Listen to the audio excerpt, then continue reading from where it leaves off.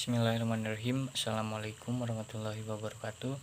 Sebelumnya izin memperkenalkan diri, nama saya Akmal Fitriana Muhlis, kelas 2E 2019, nomor NPM 19191911192.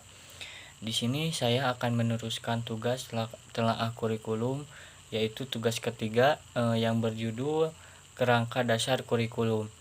Nah, di sini saya akan menjelaskan tentang kerangka dasar kurikulum 2013.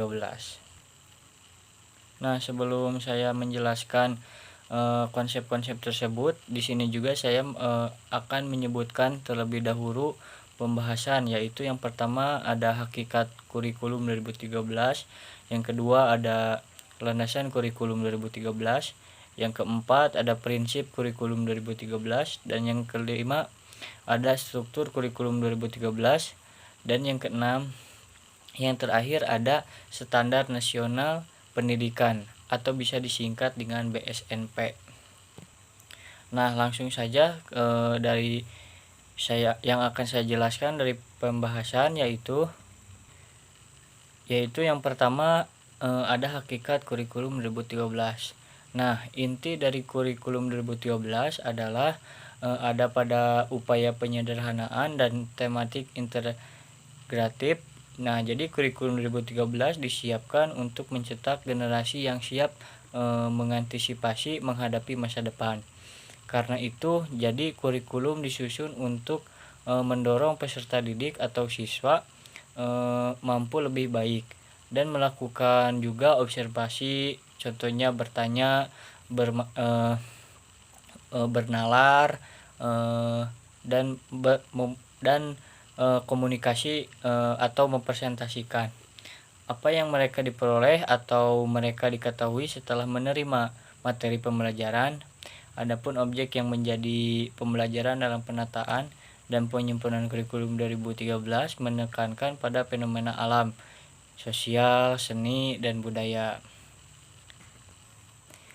Nah, pelaksanaan penyusunan kurikulum 2013 adalah bagian dari melanjutkan pengembangan kurikulum berbasis kompetensi, yaitu atau dalam yang singkatnya ada KBK.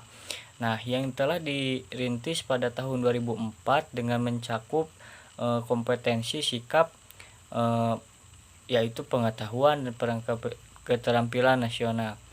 Pada penjelasan pasal 35, di mana kompetensi lulusan merupakan kualifikasi kemampuan lulusan yang mencakup sikap atau pengetahuan dan keterampilan sesuai dengan standar nasional. Mengapa yang telah disepakati? Paparan ini merupakan bagian dari uji publik kurikulum 2013 yang menjaring pendapat dan masukan dari masyarakat. Nah, selanjutnya yang kedua ada pembahasan kurikulum 2013. Nah, jadi kurikulum 2013 untuk dikembangkan berdasarkan landasan yuridis. Ada landasan yuridis, ada landasan filosofis, dan landasan empirik, dan landasan teoretis.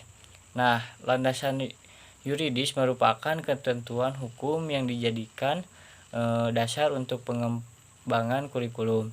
Kalau landasan filosofis adalah landasan yang mengarahkan kurikulum kepada manusia apa yang akan dihasilkan kurikulum tersebut. Nah, kalau landasan empirik memberikan arahan berdasarkan yaitu pelaksanaan kurikulum yang sedang berlaku di lapangan. Nah, kalau yang terakhir ada landasan teoritik. Nah, jadi pembahasan itu landasan itu memberikan dasar-dasar teoritik, jadi pengembangan kurikulum sebagai dokumen dan prosesnya.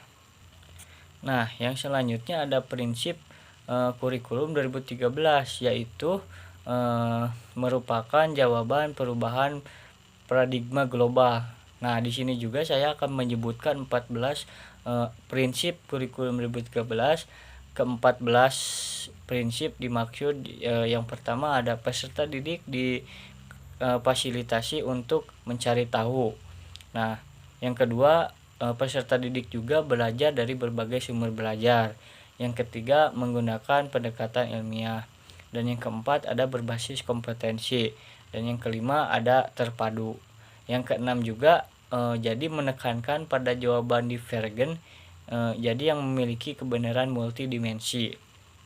Nah, yang ketujuh, ada bebas keterampilan aplikatif. Nah, yang kedelapan, ada peningkatan keseimbangan dan keterkaitan antara hard dan soft skills. Nah, yang kesembilan, ada mengutamakan pembudayaan dan pemberdayaan peserta didik sebagai pembelajaran sepanjang hayat. Nah, yang ke-10, ada menerangkan nilai-nilai dan memberi keteladanan. Dan yang ke-11, ada berlangsung di rumah atau di sekolah maupun di masyarakat. Nah, yang ke-12, ada pemanfaatan teknologi informasi dan komunikasi. Nah, mengapa? Untuk meningkatkan efisiensi dan efektivitas pembelajaran.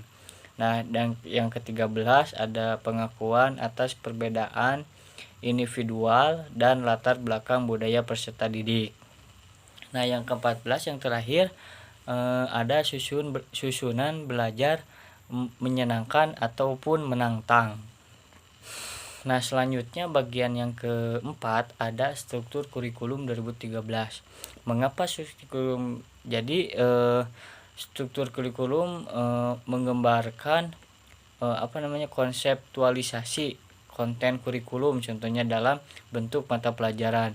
Nah, posisi konten atau mata pelajaran dalam kurikulum, jadi distribusi atau konten mata pelajaran dalam semester atau tahun, beban belajar untuk mata pelajaran dan beban belajar per minggu untuk setiap siswa. Jadi struktur kurikulum adalah merupakan aplikasi konsep perorganisasian konten dalam sistem belajar. Nah, itu dan pengorganisasian beban belajar dalam sistem pembelajaran itu. Nah, jadi pengorganisasian konten dalam sistem belajar yang digunakan adalah sistem semester. Sedangkan pengorganisasian beban belajar dalam sistem pembelajaran berdasarkan jam pelajaran per semester. Nah, selanjutnya yang kelima, ada standar nasional pendidikan atau juga yang disebut BSNP. Nah, jadi peraturan pemerintah nomor 32 tahun 2013, perubahan atas peraturan pemerintah nomor 19 tahun 2005 tentang standar nasional pendidikan, pasal 1 ayat 1, standar nasional. Jadi pendidikan adalah kriteria minimal tentang sistem pendidikan di seluruh wilayah hukum negara kesatuan Republik Indonesia. Nah, di sini juga ada lingkup standar nasional pendidikan, meliputi yang pertama, ada standar kompetensi lulusan. Nah, jadi kriteria mengenai kualifikasi kemampuan lulusan yang mencakup sikap, pengetahuan, dan keterampilan. Nah, yang kedua, ada standar isi. Nah, jadi kriteria mengenai ruang lingkup materi dan tingkat kompetensi untuk mencapai kompetensi lulusan pada jenjang jenis pendidikan tertentu. Nah, selanjutnya ada standar proses mengenai pelaksanaan pada satuan pendidikan untuk mencapai standar lulusan. Nah, di sini juga ada pasal 1 ayat 7. Sedangkan standar pendidik dan tenaga kependidikan, pasal 1 ayat 8, atau bisa disebut dari Juklak Lama Standar Pendidikan dan Tenaga Kependidikan. Nah, jadi itu hasil penjelasan dari saya. Di sini juga saya selanjutnya akan menyimpulkan bahwa kurikulum 2013 adalah ada upaya penyederhanaan dan tematik integratif. Nah, jadi kurikulum 2013 disiapkan untuk mencetak generasi yang siap di dalam menghadapi masa depan. Nah, karena itu kurikulum juga disusun untuk mengantisipasi perkembangan masa depan. Nah, titik beratnya bertujuan untuk mendorong peserta didik atau siswa mampu lebih baik dalam melakukan observasi, bertanya maupun bernalar. Dan ada satu lagi yaitu berkomunikasi yang paling penting. Apa yang mereka peroleh atau yang mereka ketahui setelah menerima materi pembelajaran. Nah, jadi kurikulum 2013 dikembangkan berdasarkan landasan yuridis dan filosofis, landasan empirik, landasan teoretis, dan landasan yuridis merupakan ketentuan hukum yang dijadikan dasar pengembangan kurikulum. Sedangkan landasan filosofis adalah mengarahkan kurikulum kepada manusia yang akan dihasilkan kurikulum. Nah, kalau landasan empirik memberikan kurikulum yang sedang berlaku di lapangan. Kalau landasan teoritik memberikan dasar-dasar teoritik pengembangan kurikulum sebagai dokumen dan proses. Hanya itu yang bisa saya sampaikan.